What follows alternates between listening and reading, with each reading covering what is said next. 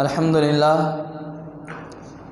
لله نحمده ونستعينه ونستغفره ونؤمن به ونتوكل عليه ونعوذ بالله من شرور أنفسنا ومن سيئات أعمالنا من يهده الله فلا مضل له ومن يضلله فلا هادي له ونشهد أن لا إله إلا الله وحده لا شريك له ونشهد أن سيدنا وسندنا وحبيبنا ونبينا مولانا محمد وبارك وسلم صلى الله تعالى عليه وعلى آله وأصحابه وأزواجه وذرياته وأهل بيته أجمعين وبارك وسلم تسليما كثيرا كثيرا. أما بعد، قال الله تبارك وتعالى في القرآن المجيد والفرقان الحميد: فأعوذ بالله من الشيطان الرجيم، بسم الله الرحمن الرحيم. لقد كان لكم في رسول الله أسوة حسنة لمن كان يرجو الله واليوم الآخر وذكر الله كثيرا. وقال النبي صلى الله عليه وسلم: كل معروف صدقة وإن من المعروف أن تلقى أخاك بوجه طلق. صدق الله العظيم وصدق رسوله النبي الكريم ونحن على ذلك لمن الشاهدين والشاكرين والحمد لله رب العالمين. محترم حاضرین جمعہ، اللہ تعالیٰ کا بہت احسان، اس کا شکر ہے کہ اللہ تعالیٰ نے ہمیں اور آپ کو صاحب ایمان بنایا، ایمان کی دولت سے مالا مال کیا. اس پر ہم اللہ رب العالمین کا جتنا بھی شکر بجا لائیں کم ہے. اللہ رب العالمین کے بعد اگر کوئی شخصیت ہے، کوئی ذات ہے جس کی تعریف اور توصیف بیان کی جائے تو نبی کریم صلی اللہ علیہ وسلم کی ذات مقدسہ ہے، جو ہمارے اور آپ کے ہادی، رہبر اور رہنما ہیں، جن کی بدولت ہم نے اور آپ نے ہدایت پائی اور جن کی وجہ سے ہم نے سیدھے راستے کو سمجھا، اچھے اور برے میں تمیز کرنا ہم نے سیکھا. لاکھوں درود و سلام ہوں آقا نامدار، تاجدار مدینہ، حبیب کبریا محمد مصطفیٰ صلی اللہ علیہ وسلم کی ذات اقدس پر. محترم حاضرین، اللہ رب العالمین نے نبی کریم صلی اللہ علیہ وسلم کو انسانوں کے لیے مکمل نمونہ بنا کر کے بھیجا ہے. رسول کریم صلی اللہ علیہ وسلم کی لائی ہوئی تعلیم اپنے آپ میں نہ صرف ایک ہی مکمل ہے، بلکہ رسول کریم صلی اللہ علیہ وسلم کی سیرت و شخصیت بھی مکمل ہے. اللہ کے نبی صلی اللہ علیہ وسلم کی زندگی تمام انسانوں کے لیے اسوہ اور نمونہ ہے، ماڈل ہے. اللہ رب العالمین نے نبی کریم صلی اللہ علیہ وسلم کو تمام انسانوں کے لیے ایک ماڈل کے طور پر پیش کیا ہے. آپ جانتے ہیں کہ ماڈل اور نمونے کی ضرورت انسانوں کو پیش آتی ہے. یہ انسان کی فطرت ہے کہ وہ اپنی زندگی کے مختلف شعبے میں مختلف رول ماڈل کو اپناتا ہے، اپنی زندگی کو مختلف شخصیات کو تابع بناتا ہے، ان کا متبع بناتا ہے اور اس کے مطابق ان کو دیکھ کر کے اپنی لائف اسٹائل بناتا ہے. کسی مالدار کو دیکھ کر کے، کسی امیر کبیر آدمی کو دیکھ کر کے آدمی اس کو اپنا رول ماڈل بناتا ہے اور پھر ایک لگن، ایک دھن کے ساتھ پیسے کمانے میں اور اپنی لائف اسٹائل کو اس کے مطابق بسر کرنے میں پوری تگ و دو کرتا ہے. کسی عالم کو دیکھتا ہے کوئی شخص، کسی اچھے کو آدمی کو دیکھتا ہے تو اس کو بھی آدمی اپنا رول ماڈل بناتا ہے. اس کا گفتگو، اس کا طرز تکلم، اس کے اٹھنے بیٹھنے کا طریقہ، یہ تمام کی تمام چیزیں انسان اس سے سیکھتا ہے، اس کو اپنا رول ماڈل بناتا ہے. ہمارے نوجوانوں کو دیکھو، فلمی اسٹارز ہیں، ہماری نوجوان خواتین ہیں، لڑکیاں ہیں، وہ جو فلمی اسٹارز خواتین ہیں ان کو اپنا رول ماڈل بناتی ہیں. لیکن انہی خواتین میں کچھ ایسی بھی ہیں جو اما عائشہ رضی اللہ عنہ اور حضرت فاطمہ رضی اللہ عنہ کو بھی اپنا رول ماڈل بناتی ہیں. تو کہنے کا مطلب یہ ہے کہ انسان اپنی زندگی کے اندر مختلف لوگوں کو اپنا رول ماڈل بناتا ہے، مختلف شخصیات کو اپنا رول ماڈل بناتا ہے، اور ویسے ہی اپنی لائف اسٹائل گزارنے کی کوشش کرتا ہے۔ لیکن نبی کریم صلی اللہ علیہ وسلم کی ذات مقدسہ ایک ایسی ذات ہے، آپ کی شخصیت ہماگیر ہے، آپ کی شخصیت دونوں پہلو سے، چاہے وہ سماجی زندگی ہو یا پھر یعنی باہر کی زندگی ہو یا اندر کی زندگی ہو، ہر زندگی میں اللہ کے نبی صلی اللہ علیہ وسلم کی زندگی ہمارے اور آپ کے لیے اسوہ اور نمونہ ہے۔ اللہ کے نبی صلی اللہ علیہ وسلم کے بارے میں نبی کریم صلی اللہ علیہ وسلم کے صحابہ نے گواہی دی ہے، کان رسول اللہ صلی اللہ علیہ وسلم احسن الناس خلقا، کہ اللہ کے نبی صلی اللہ علیہ وسلم انسانوں میں سب سے زیادہ بااخلاق تھے۔ اللہ کے نبی صلی اللہ علیہ وسلم کی ہماگیر شخصیت، چاہے اندر کی زندگی ہو، گھر کی زندگی ہو یا باہر کی زندگی ہو، سماج اور معاشرے کی زندگی ہو، ہر میدان میں، ہر گوشے میں، ہر جگہ اللہ کے نبی صلی اللہ علیہ وسلم مکمل ماڈل کے طور پر نظر آتے ہیں۔ پیارے بھائیوں، جیسا کہ میں نے آپ کو بتایا کہ انسان اپنی زندگی کو عموماً دو طبقات میں تقسیم کرتا ہے، دو حصوں میں تقسیم کرتا ہے۔ ایک اس کی اپنی پرائیویٹ زندگی ہوتی ہے، اس کی اپنی نجی زندگی ہوتی ہے، اور دوسری سماجی زندگی ہوتی ہے۔ جب اس کی اپنی نجی زندگی کو دیکھا جاتا ہے تو وہاں پر لگتا ہے کہ وہاں پر انسان اپنا ایک الگ طرز رکھتا ہے، وہاں پر کچھ اور اصول رکھتا ہے، جبکہ سماجی زندگی میں اس کی لائف اسٹائل، اس کا طرز تکلم، اس کے گفتگو کا انداز، اس کا رہن سہن بالکل مختلف ہوتا ہے۔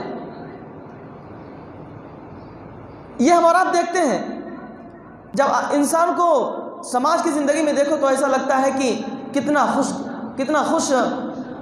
خوش مزاج ہے، کس قدر اچھی لائف اسٹائل اس کی گزر رہی ہے، کتنا اچھا انسان ہے یہ، اور لوگ اس کی شخصیت کو دیکھ کر کے اس پر عاش کرتے ہیں۔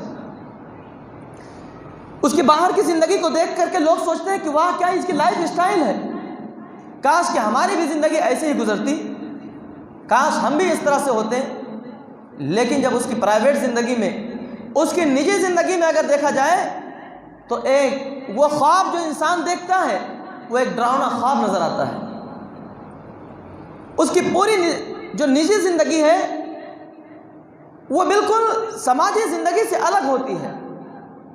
وہ جتنا باوقار باہر دکھتا ہے اتنا ہی بے وقار وہ گھر میں دکھتا ہے۔ اس کی نجی زندگی اس کے سماجی زندگی سے بالکل مختلف ہوتی ہے۔ پیارے بھائیوں، شخصیت کا اعتزاز کیوں ہے؟ کیوں ایسا ہے کہ انسان اپنی پرائیویٹ زندگی میں، اپنی نجی زندگی میں تو کچھ اور ہوتا ہے، اور جب باہر جاتا ہے، لوگوں کے سماج اور معاشرے میں پہنچتا ہے تو وہاں پر اس کی زندگی کچھ اور ہوتی ہے؟ یہ اس لیے کہ انسان دین اور دنیا کے دو الگ تصور رکھتا ہے۔ انسان اپنی زندگی کو اس نے دو خانوں میں تقسیم کر لیا ہے۔ اس نے دین کو الگ کر دیا ہے، دنیا کو الگ کر دیا ہے، اس نے گھر کی زندگی کو الگ کر دیا ہے اور سماج اور معاشرے کی زندگی کو الگ کر دیا ہے۔ حالانکہ رسول اللہ صلی اللہ علیہ وسلم کا اسوہ نجی زندگی میں جتنی اہمیت رکھتا ہے اتنی ہی باہر کی زندگی، سماجی زندگی بھی اتنی اہمیت رکھتا ہے۔ اللہ کے نبی صلی اللہ علیہ وسلم مکمل طور پر ماڈل ہے، مکمل طور پر نمونہ ہے ہمارے آپ کے لیے۔ پیارے بھائیوں، سماجی زندگی دوسرے انسانوں کے رویے سے، سلوک سے، برتاؤ سے بنتی ہے۔ لوگوں سے خوش گفتاری سے ملنا، خوشگواری سے ملنا، خندہ پیشانی سے ملنا، ان سے مسکرا کر کے بات کر لینا، ان کا استقبال کرنا، ان سے شیریں کلام کرنا، یہ مہذب زندگی کی سب سے پہلی سیڑھی ہے۔ اگر آدمی خوش گفتار ہے، اگر آدمی کا چہرہ مسکراتا ہوا ہے، کسی سے ملتا ہے خندہ پیشانی کے ساتھ ملتا ہے، لوگوں کے دکھ درد اور پریشانیوں میں کام آتا ہے اور ان کی پریشانیوں کو سنتا ہے، بیٹھتا ہے، تو پھر انسان دوسروں کی زندگی پر ایک بہترین چھاپ چھوڑ کر چلا جاتا ہے، ایک ایسا نہ مٹنے والا نقش چھوڑ کر جاتا ہے جسے انسان کبھی بھول نہیں پاتا۔ اس لیے ہم اور آپ دیکھتے ہیں کہ بعض مرتبہ ہم اور آپ کہتے ہیں کہ یار فلاں شخص تو واقعی انسان ہے، جس سے بھی ملتا ہے مسکرا کر ملتا ہے، ہمیشہ مسکراتا رہتا ہے، ہمیشہ لوگوں سے اچھے اخلاق سے اچھے اخلاق سے بات کرتا ہے، لوگوں سے بڑے ہی اچھے انداز میں ملتا ہے. یہ ہم اور آپ کہتے پھرتے ہیں، لوگوں سے بھی کہتے ہیں کسی دوسرے شخصیت کے بارے میں یا کسی دوسرے شخص کے بارے میں. اللہ کے نبی صلی اللہ علیہ وسلم نے ارشاد فرمایا کل معروف صدقہ وان من المعروف ان تلقى اخاك بوجه طلق، کہ ہر نیکی صدقہ ہے، ہر نیکی صدقہ ہے، اور یہ بھی نیکی ہے کہ تم اپنے بھائی سے مسکرا کر کے ملو. تو کسی سے مسکرا کر کے ملنا، کسی سے خوش گفتاری کے ساتھ، خوش مزاجی کے ساتھ بات کر لینا، کسی کی مزاج پرسی کر لینا، کسی کے ساتھ بیٹھ کر کے تھوڑی دیر وقت بتا لینا، یہ بھی صدقہ ہے. پیارے بھائیوں، عام طور پر لوگوں کا جو رویہ ہوتا ہے اور لوگوں کا جو تاثر ہوتا ہے، دوسرے انسانوں پر گفتگو کرنے کا جو انداز ہوتا ہے، انداز تخاطب جو ہوتا ہے، وہ عموماً آپ دیکھیں گے کہ انسان اگر صاحب اقتدار ہے، صاحب حیثیت ہے، اگر کسی عہدے پر ہے، اللہ نے اس کو مال دے رکھا ہے، تو آپ دیکھیں گے کہ اس کے طرز تکلم میں، اس کے بیٹھنے اٹھنے میں، اس کے چال ڈھال میں، اس کے گفتار میں ایک نمایاں تبدیلی نظر آتی ہے. آپ دیکھیں گے یہ چیز کو، آپ اس فرق کو آپ خود میں محسوس کرتے ہوں گے کہ جب انسان کسی عہدے پر پہنچ جاتا ہے، کسی لائق بن جاتا ہے، اللہ اس کو کسی مقام پر پہنچا دیتا ہے، تو پھر انسان کے اندر کبر، غرور اور بہت ساری چیزیں اس کے اندر آ جاتی ہیں. جیسے یہ کہ لوگ میری عزت کریں، لوگ مجھ کو سلام کریں، میرے ہوتے ہوئے سامنے والے نے مجھ سے کوئی بات کیوں نہیں کی، مجھ سے مشورہ کیوں نہیں لیا گیا. ایسے لوگوں کو آپ دیکھیں گے کہ وہ دوسروں کی نجی زندگی میں انٹرفیئر کرتے ہیں. وہ چاہتے ہیں کہ مجھے مانا جائے، میری حیثیت کو تسلیم کیا جائے، مجھ کو بھی کوئی چیز سمجھا جائے. کیوں ایسا نہیں ہوا کہ میں تو قوم اور ملت کا خادم ہوں، میں تو فلاں عہدے پر فائز ہوں، مجھے کیوں نہیں بلایا گیا، مجھ سے اس میں مشورہ کیوں نہیں لیا گیا. ایسے بہت ساری چیزیں ہیں. جو لوگ صاحب اقتدار ہوتے ہیں، مال و دولت والے ہوتے ہیں، آپ دیکھیں کہ ان کی جو باہر کی زندگی ہے، لوگوں سے ملنے کا انداز، گفتگو کرنے کا انداز تکبرانہ ہوتا ہے. ان کا اپنے ان کے اپنے گھر میں، ان کے اپنے دکانوں پر جو کام کرنے والے ہوتے ہیں، ان کے ساتھ ان کا رویہ دیکھ لیے کس انداز کا ہوتا ہے. کتنے ایسے لوگ ہیں جن کے پاس مال و دولت کی کثرت ہے، لیکن آپ دیکھیں کہ گالی گلوچ سے بات کر رہے ہیں. اب ان کے یہاں جو کام کرتے ہیں، ماں بہن کی تک گالی دے دیتے ہیں. تو یہ جو طریقہ ہے، یہ طریقہ صحیح نہیں ہے. اللہ کے نبی صلی اللہ علیہ وسلم جو اتنے عظمت والے تھے، جو اس قدر بلند اخلاق والے تھے، جن کے بارے میں اللہ رب العالمین کی گواہی موجود ہے، انک لعلی خلق عظیم، کہ آپ اخلاق کے سب سے بلند مقام پر فائز ہیں. اللہ کے نبی صلی اللہ علیہ وسلم کا معاملہ یہ تھا کہ ہر ایک کے ساتھ، چاہے وہ امیر ہو یا غریب ہو، چاہے وہ شہری ہو یا دیہاتی ہو، مرد ہو یا عورت ہو، بوڑھا ہو یا بچہ ہو، جاہل ہو یا پڑھا لکھا ہو، ہر ایک کے ساتھ اللہ کے نبی صلی اللہ علیہ وسلم کا جو رویہ تھا، اللہ کے نبی صلی اللہ علیہ وسلم کو جو اسوہ تھا، وہ انتہائی مشفقانہ تھا. کبھی اللہ کے نبی صلی اللہ علیہ وسلم نے کسی کو نہ گالی دی، نہ کسی کو مارا، نہ کسی کو برا بھلا کہا، بلکہ اپنے خوش گفتاری سے، اپنے کردار سے لوگوں کا دل موہ لیا کرتے تھے. اللہ کے نبی صلی اللہ علیہ وسلم نے اسی انداز پر قرآن کے اس فرمان پر اپنے صحابہ کرام کی تربیت بھی کی تھی. قل لعبادی یقول التی ہی احسن، کہ آپ کہہ دیجئے کہ اے میرے بندو، بات وہ کہو جو عمدہ اور خوبصورت ہو. اللہ کے نبی صلی اللہ علیہ وسلم کا طرز تکلم، طرز تخاطب، اللہ کے نبی صلی اللہ علیہ وسلم بات کرنے کا انداز لوگوں سے ایسا ہی تھا کہ لوگوں کا دل موہ لیا کرتے تھے. اللہ کے نبی صلی اللہ علیہ وسلم لوگوں کے دلوں میں اتر جایا کرتے تھے. بدترین سے بدترین دشمن اللہ کے نبی صلی اللہ علیہ وسلم کی باتوں کو سن کر کے اللہ کے نبی صلی اللہ علیہ وسلم کے قدموں پہ اپنی جان وار دیتا تھا.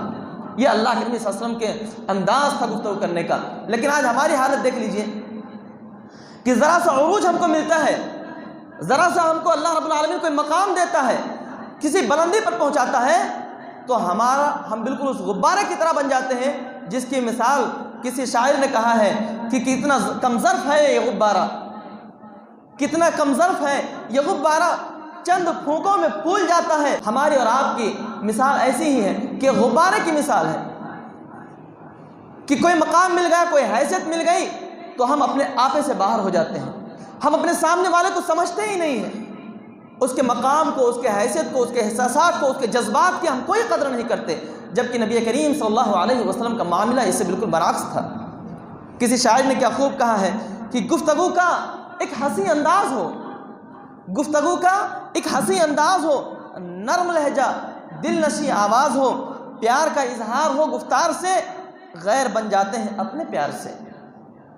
پیارے بھائیوں، سماجی زندگی کا تیسرا اصول یہ ہے کہ اخلاق، اکرام اور مہربانی سے لوگوں کے ساتھ پیش آیا جائے. ملنے والا اگر برا آدمی بھی ہو تو اس کے ساتھ ہمارا رویہ انتہائی مشفقانہ ہو. ہم اس سے نفرت کا اظہار نہ کریں، ہم اس سے بیزاری کا اظہار نہ کریں.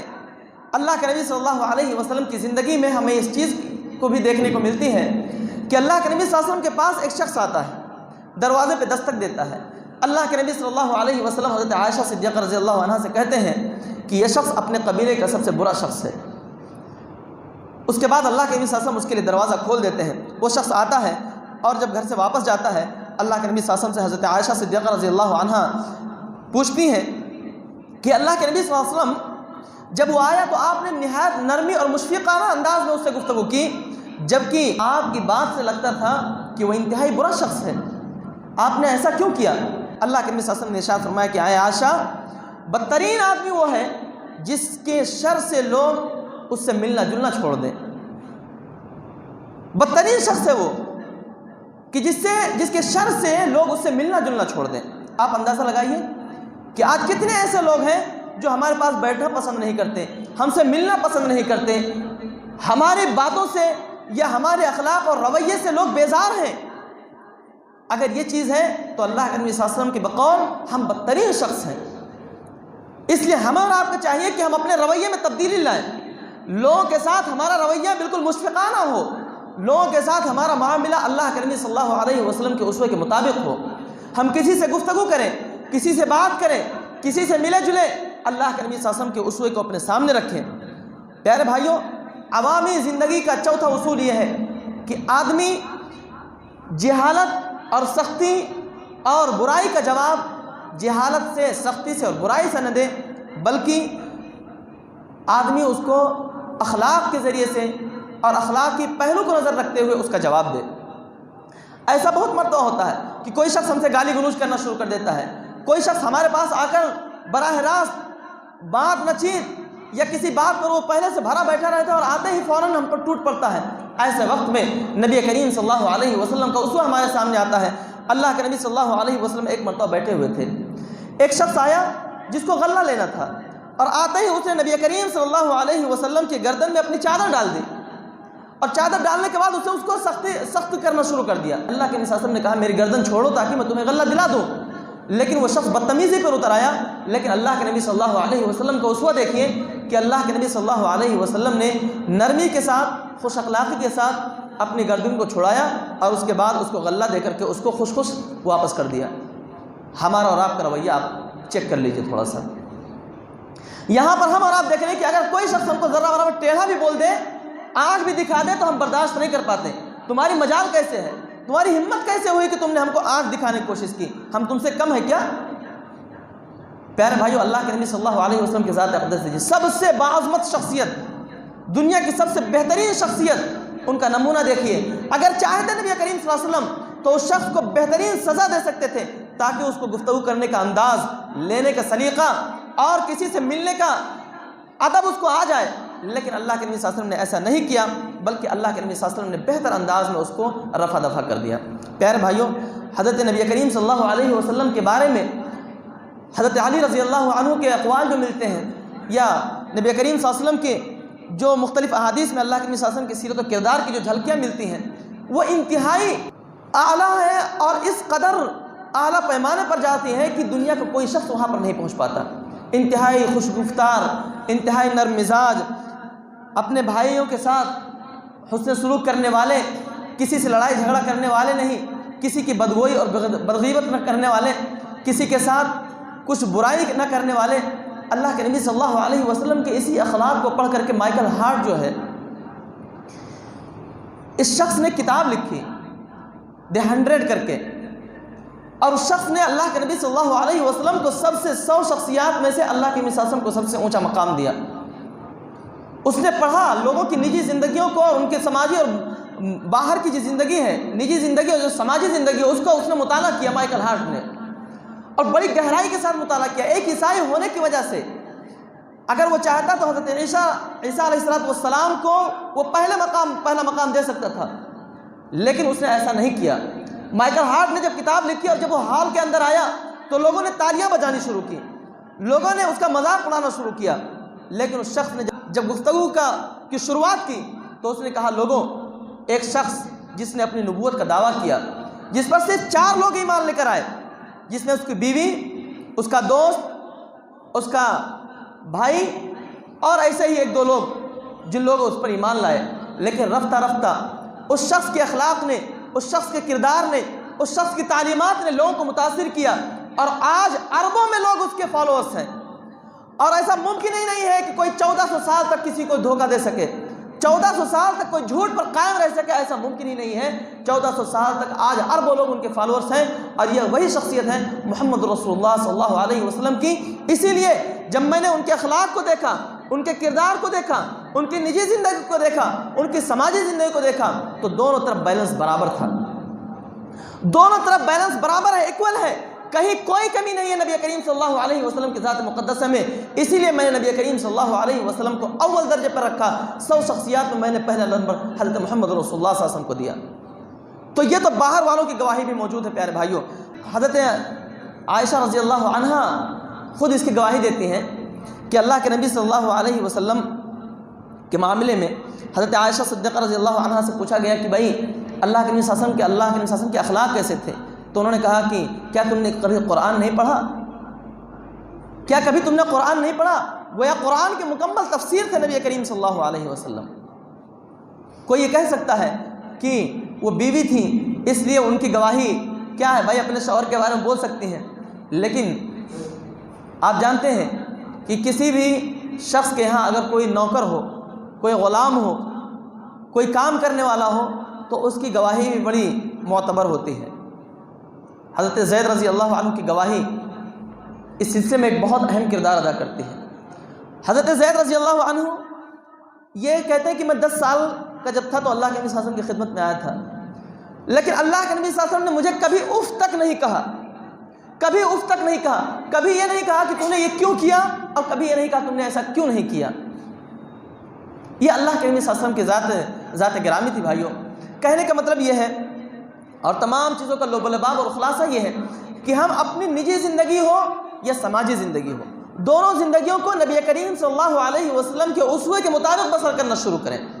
ہم اپنی لائف اسٹائل کو 2 خانوں میں تقسیم نہ کریں کہ ہمارے گھر کی زندگی کچھ اور ہو، باہر کی زندگی کچھ اور ہو۔ گھر میں جائیں تو شیطان بن جائے، باہر آئے تو بالکل فرشتے نظر آئیں، ایسا نہیں ہونا چاہیے۔ اللہ کے نبی صلی اللہ علیہ وسلم جس طرح باہر رہتے تھے اسی طرح گھر میں بھی رہا کرتے تھے۔ اللہ کے نبی صلی اللہ علیہ وسلم کی زندگی بیلنس تھی، کہیں پر کوئی خامی نظر نہیں آتی، اس لیے کہ وہ ہمیشہ اللہ رب العالمین کو اپنے سامنے موجود پاتے تھے۔ وہ سمجھتے تھے کہ اگر اللہ رب العالمین مجھے باہر دیکھتا ہے تو میرا رب مجھے اندر بھی دیکھتا ہے۔ ہم اندر کیا کر رہے ہیں، کس کے ساتھ کیا کچھ معاملات کر رہے ہیں، بیوی کے ساتھ ہمارے کیا معاملات ہیں، بچوں کے ساتھ ہمارے کیا معاملات ہیں، ہمارے گھر میں کام کرنے والوں کے ساتھ ہمارے کیا رویہ اور کیا برتاؤ ہے ہمارا، یہ تمام کی تمام چیزیں اگر باہر کا شخص نہیں جانتا، لیکن اللہ رب العالمین بہرحال اس کو دیکھتا اور جانتا ہے۔ اللہ کے نبی صلی اللہ علیہ وسلم کی حدیث میں آتا ہے، اللہ کے نبی صلی اللہ علیہ وسلم نے ارشاد فرمایا کہ تم میں بہترین شخص وہ ہے جو اپنے گھر والوں کے ساتھ اچھا ہو، اور میں تم میں سب سے بہتر ہوں اپنے گھر والوں کے معاملے میں۔ تو پیارے بھائیوں، ربیع الاول کے اس مبارک مہینے میں ہم اور آپ اس بات کا عہد کریں کہ انشاءاللہ ہم اور آپ بھی ہماری جو نجی زندگی ہے اس کو بھی، اور جو ہماری خان کی زندگی ہے، باہر کی زندگی ہے، جو باہر کی زندگی ہے، سماجی زندگی ہے، اس کو بھی اللہ کے نبی صلی اللہ علیہ وسلم کے اسوے کے مطابق بسر کرنے کی کوشش کریں گے۔ اللہ کے نبی صلی اللہ علیہ وسلم کی جو تعلیمات ہم تک پہنچیں گی، ان تعلیمات پر مکمل طور پر عمل پیرا ہونے کی کوشش کریں گے۔ اللہ تعالیٰ سے دعا ہے کہ اللہ تعالیٰ ہم اور آپ کو ان تمام باتوں پر عمل کی توفیق عطا فرمائے۔ آمین وآخر دعوانا الحمدللہ رب العالمین۔